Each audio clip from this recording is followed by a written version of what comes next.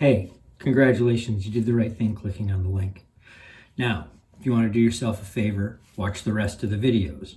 Once you finish watching the rest of the videos, go buy yourself a kettlebell and meet me Facebook Live weekday mornings, 6 a.m.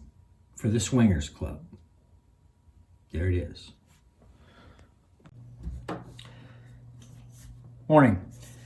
Today we're going to go over the second part of the Turkish getup. There's a analogy I want to use. There's these very interesting bit of technology. These in earthquake-prone areas, like in Japan, they have these buildings. They're like smart buildings. And as an earthquake happens, when the ground underneath the building starts to move and starts to move the building around, it has these giant pistons, like in the foundation. And those are connected to computers with seismographic equipment. So as the ground moves, these systems read the movement of the ground and then fire these pistons to move the foundation of the building, foundation relative to the building, and keep the building plumb so the ground moves underneath it. It's amazing stuff. Well, our arm and the rotator cuff muscles function in a similar fashion. Let me explain.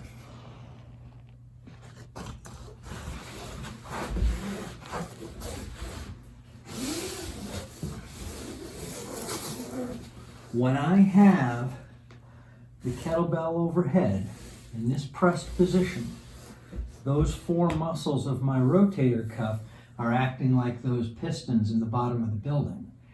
As the bell starts to move this way, or if I move underneath it to keep it straight up and down, I have to fire those muscles in such a way that it keeps my arm stabilized.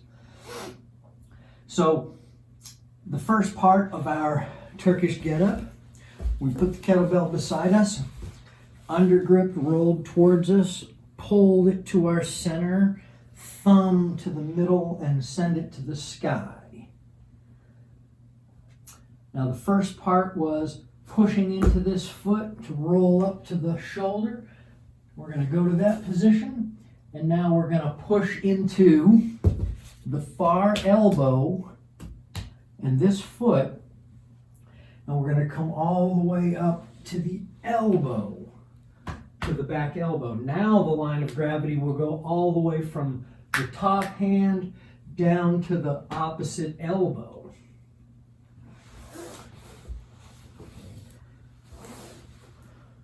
Actually, let me show you on this side.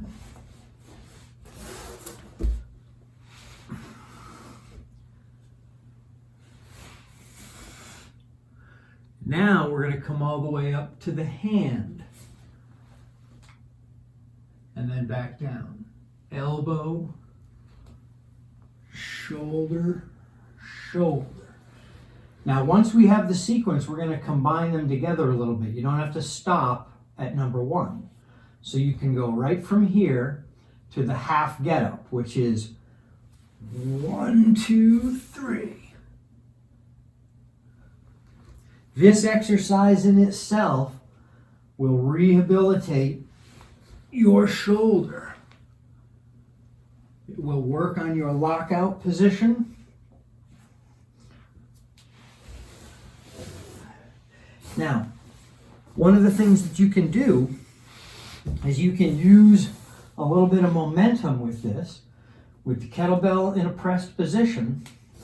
If I can't get up off the ground, kettlebell might be too heavy, or if I lack the strength, I can raise this leg and bring it down, tightening my core.